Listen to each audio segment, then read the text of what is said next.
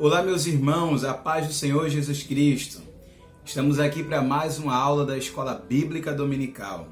Neste domingo, num horário diferente por causa das alterações dos horários dos cultos, mas nós vamos continuar com muita alegria, com muita tranquilidade, estudando o livro histórico de Atos dos Apóstolos. Pegue a sua Bíblia, vamos junto comigo a observar algumas coisas interessantes que temos para observar aqui no capítulo 8. Os textos que eu pretendo abordar aqui nesta aula são do versículo 1 até o versículo de número 25. Naturalmente, você já sabe que na próxima semana nós vamos observar a partir do versículo de número 26. Então, Atos, capítulo de número 8, do versículo 1 até o versículo 25 é o que nós vamos abordar aqui hoje. Não vai dar tempo da gente ler todo o texto, mas conforme eu vou falando aqui, eu vou fazendo algumas considerações a respeito, dos textos e naturalmente vou lendo um ou outro versículo para a gente entender direitinho as coisas que se passam neste capítulo 8 do livro de Atos dos Apóstolos, tá? Bom, a primeira coisa que a gente precisa entender é que Atos 8 tem como contexto o Atos capítulo 7, o final do capítulo 7, que é exatamente quando Estevão, que é o primeiro mártir, morre. O que é que acontece? Capítulo 7, versículo 59, diz assim: E apedrejaram a Estevão, que em invocação dizia: Senhor Jesus, recebe o meu espírito. Do mesmo jeito que Jesus falou em Lucas capítulo 23, versículo 46. No versículo 60 do capítulo 7 diz: E pondo-se de joelhos, clamou com grande voz, dizendo o seguinte: Senhor, não lhes imputes este pecado. Assim como Jesus também clamou em Lucas capítulo 23, versículo 34. E disse, e tendo dito isso, adormeceu. É um eufemismo para morreu, né? E tendo dito isto, adormeceu, ou seja, morreu. E quem era que estava ali consentindo na morte de Estevão? Quem era que estava ali de alguma forma influenciando, né? Autorizando, dando legalidade à morte deste homem justo, que tinha sido julgado, estava sendo condenado ao apedrejamento pelo simples fato de ser um pregador do Evangelho? Exatamente Saulo, aquele que seria mais conhecido, ou que é mais conhecido como Paulo, 8:1. E também Saulo consentiu na morte dele, na morte de Estevão, e fez-se naquele dia uma grande perseguição contra a igreja que estava em Jerusalém, e todos foram dispersos pelas terras da Judeia e de Samaria, exceto os apóstolos. Naqueles dias, deu-se uma grande perseguição no meio da igreja primitiva. Essa perseguição, obviamente, foi uma aliada interessante para a propagação do Evangelho. Observe que os apóstolos estavam em Jerusalém, os cristãos estavam se avolumando em Jerusalém, muitas pessoas estavam se convertendo ao Evangelho, estavam recebendo as boas novas de salvação e estavam ficando presas a Jerusalém. Mas Jesus tinha dado uma ordem.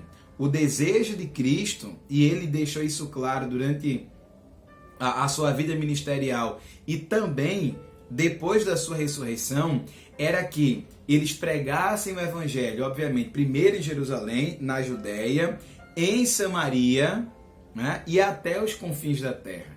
Então, o propósito de Deus, o propósito de Cristo, era que a propagação do Evangelho acontecesse naquela região ali e até os confins da terra. Era isso que Deus queria. E eles estavam numa situação de conforto em Jerusalém.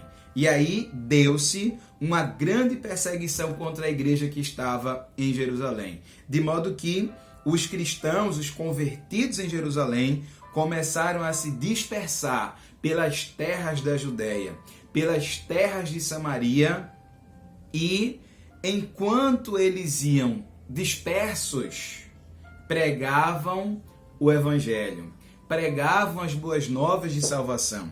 É exatamente isso que está escrito aqui no versículo de número 4. Mas os que andavam dispersos iam por toda parte anunciando a palavra de Deus. Então vejam que a perseguição foi uma aliada para a propagação do Evangelho, das boas novas de salvação para outras pessoas, para outras nações. É interessante a gente observar que o judeu pregar na Judéia estava pregando em casa, praticamente. O judeu pregar em Samaria já era uma coisa que a gente historicamente poderia dizer inimaginável, porque os samaritanos eram odiados pelos judeus. Quando Jesus, por exemplo, conta a parábola do bom samaritano, né, que a gente tem esse título aí, parábola do bom samaritano, e coloca um sacerdote, um levita, passando por alguém que estava na beira da estrada, e esses né, não prestaram ajuda a o que estava na beira da estrada. Mas um samaritano, como Jesus contou na sua parábola, que ia de viagem, quando viu o homem que estava no chão, aproximou-se dele, moveu-se de íntima compaixão para com ele. Então, Jesus conta uma parábola para os judeus, tá? Colocando um judeu numa situação de vulnerabilidade, e quem ajuda esse judeu? Um samaritano. Aquilo que Jesus contou era uma coisa fora da realidade para o judeu.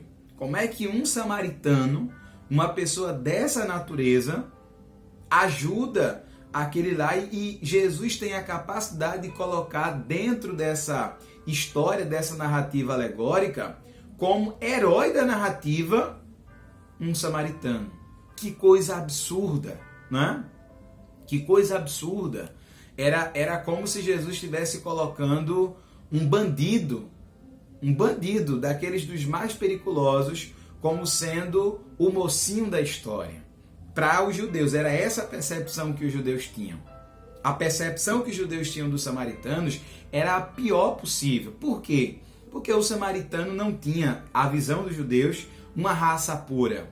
Quando a Síria invadiu Israel, as terras de Israel, depois que houve a separação do Reino do Norte com o Reino do Sul, e aí o Reino do Norte ficou sendo Israel, com 10 tribos, e o Reino do Sul, a tribo de Judá e a tribo de Simeão. Então, naquele momento em que a Síria invadiu Samaria, sitiou Samaria, invadiu Samaria, conquistou Samaria, fez com que os judeus que estavam ali fossem dispersos pelo mundo, e pessoas do mundo todo foram trazidas para Samaria. Ou seja, as pessoas que estavam lá em Samaria eram pessoas misturadas com outras nações que tinham práticas sincréticas enfim, uma mistura de religiosidade, de religiões do mundo conhecido à época. Então, o samaritano era odiado, eram os inimigos mortais dos judeus. Então, quando Jesus disse lá em Atos capítulo 1 e o versículo 8, vocês vão ser minhas testemunhas em Jerusalém. Os discípulos, os apóstolos, né, discípulos ainda, certamente disseram, em Jerusalém, na Judéia, Samaria, e até os confins da terra. Por quê? Porque a missão de Jesus foi trazer salvação para todos que precisavam de salvação.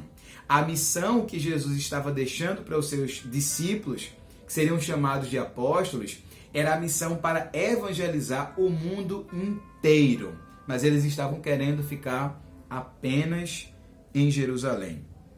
O interessante é que, no final do versículo 1, diz que os cristãos foram dispersos, mas que os apóstolos ficaram em Jerusalém.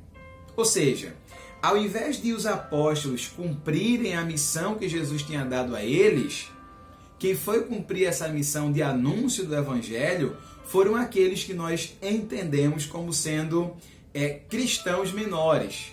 Assim, força de expressão, claro. Mas pessoas que não tinham o status apostólico. Por que que essa perseguição se deu de forma muito acirrada contra os cristãos, de modo geral, e não contra os apóstolos? Eu não sei a resposta, tá? Mas, muito provavelmente, assim, existem algumas possibilidades para que os apóstolos tivessem conseguido ficar em Jerusalém. Pode ser que tenha sido o fato de eles já terem sido presos, por exemplo, não é? Foram presos, apanharam e mesmo assim disseram, vamos continuar pregando. Ou de outra feita, foram presos novamente, né? E o anjo liberta-os da prisão. E aí trazem os apóstolos novamente ao tribunal e ele diz assim, olha, não adianta, vocês podem fazer o que quiserem, nós não vamos deixar de pregar sobre Jesus, não vamos parar de pregar o evangelho. E provavelmente por isso, os apóstolos, a perseguição dos judeus contra os apóstolos estava frialecida, como se essa estratégia de pressionar os apóstolos não tivesse dado certo. Então, se não deu certo essa estratégia, vamos tentar essa outra aqui. Perseguir aqueles que são iniciantes na fé, aqueles que não são testemunhas oculares, aqueles que são, enfim, cristãos, mas que não estão com a sua base tão solidificada ao ponto de entregar as suas vidas por amor à causa do evangelho. O que o inimigo não sabia era que exatamente essas pessoas que estavam já, que já eram cristãs, que já tinham recebido o Espírito Santo, sairiam dali e que pregariam o evangelho em Samaria, é o primeiro lugar. Versículo número 5. E descendo Filipe à cidade de Samaria, lhes pregava a Cristo. Atos 8 e o versículo 5. Filipe era um diácono, um daqueles diáconos que o nosso irmão Sóstenes disse que foram instituídos. Filipe era um deles. E Filipe vai fugido e corre para onde? Samaria. Chega em Samaria, começa a pregar a Cristo, começa a pregar o Evangelho. E o resultado da oração de Atos, né, capítulo 4, versículo 30, que os discípulos oraram e disseram assim, Senhor, enquanto nós pregamos, Senhor Jesus Cristo, manifesta os teus sinais, os teus milagres.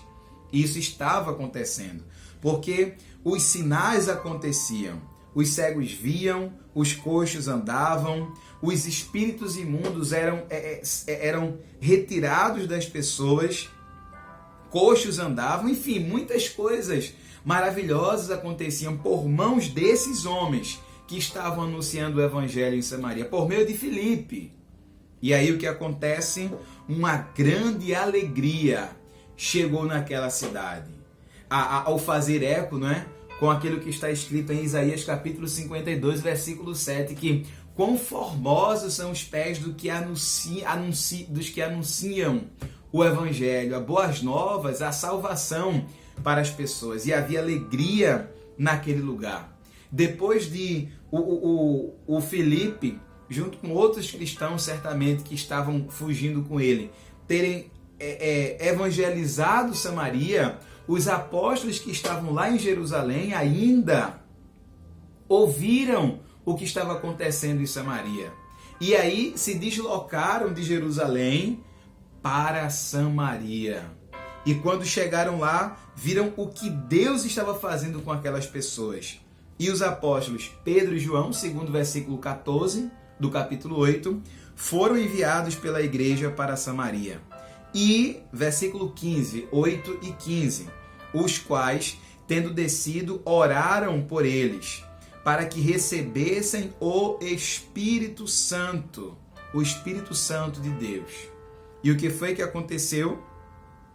Versículo 17, então lhes impuseram as mãos, e eles, os samaritanos, bendito é o nome de Jesus, receberam o Espírito Santo.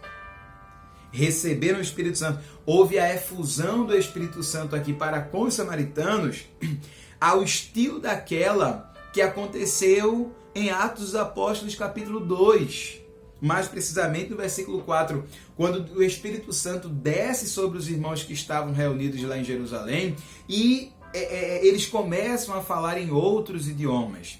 O Espírito Santo também estava descendo ali, em Samaria, sobre os samaritanos. Do mesmo jeito como aconteceu com os gentios, em Atos 10 e 44. Do mesmo jeito que aconteceu em Atos 19, versículo 6, por mãos do apóstolo Paulo, o apóstolo impunha as mãos e as pessoas que já tinham sido batizadas no batismo de João eram batizadas no Espírito Santo, recebiam a efusão do Espírito Santo. Para quê? Para serem também propagadores do Evangelho, com poder, com autoridade. Era isso que acontecia. E aqui a gente tem esse milagre maravilhoso acontecendo para com os samaritanos. Era Jesus, por meio dos seus servos aqui na terra, dizendo: vocês, samaritanos, são importantes também.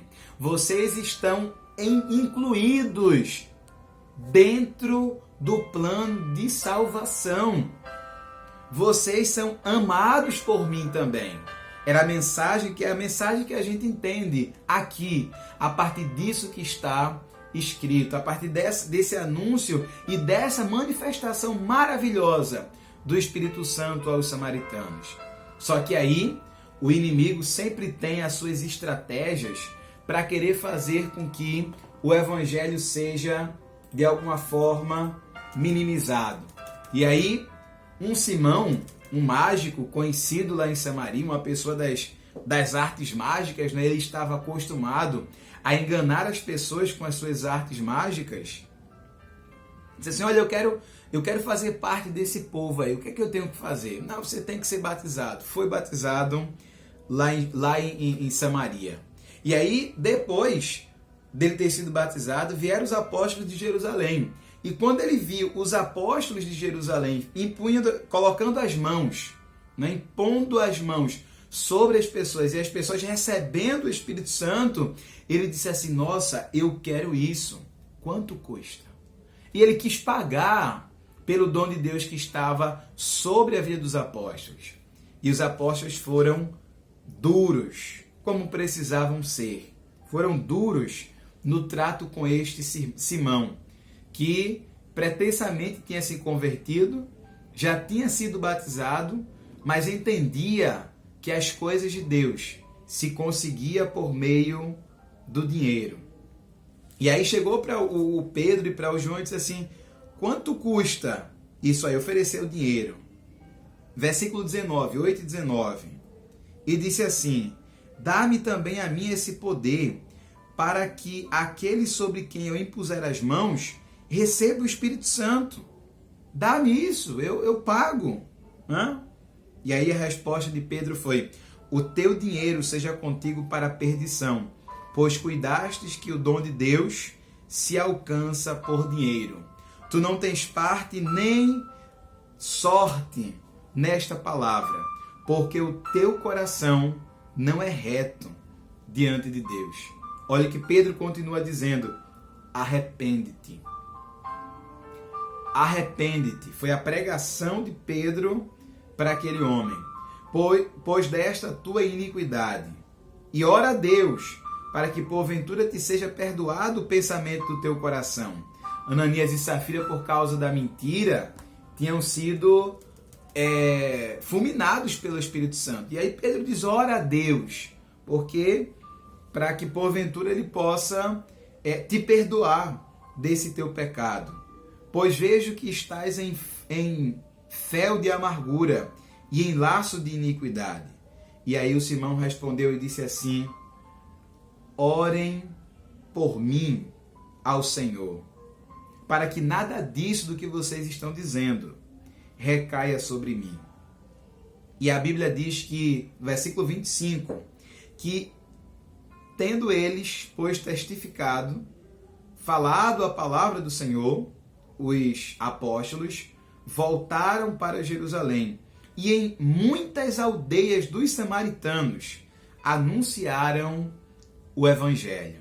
Então o evangelho estava chegando para os samaritanos aqui. O evangelho saiu de Jerusalém, os apóstolos saíram de Jerusalém, foram até Samaria, para aquela terra rejeitada, para aquela terra escanteada, terra de pecadores, segundo a visão deles, e de pessoas que eram irrecuperáveis. Mas Jesus mostrou, através daquela perseguição, que não existe um indivíduo que não possa ser recuperado, que não possa ser alcançado pelo Evangelho, que não possa ser transformado, mudado pelo poder do sangue de Cristo, pelo poder da sua palavra. Que este exemplo do que aconteceu em Samaria sirva para nos motivar a pregar o Evangelho àquelas pessoas rejeitadas, aquelas pessoas que a gente olha e a gente pensa assim, na nossa limitação humana, é impossível, sabe? Como essa pessoa pode se tornar um cristão, um pregador do Evangelho, enfim. A obra para você é impossível, mas para Deus nada é impossível. Pregue o Evangelho, cumpra a sua missão, porque com certeza o Espírito Santo do Senhor, com poder, cumprirá a missão dele. Na semana que vem, nós vamos continuar falando sobre o capítulo 8. Desta feita, o Evangelho que vai chegando para mais pessoas. E vamos fazer uma comparação entre o Simão e o Filipe, que está aqui na sequência ainda no capítulo 8. Que o Senhor te abençoe, que tu tenhas uma semana debaixo da graça e da unção do Espírito Santo.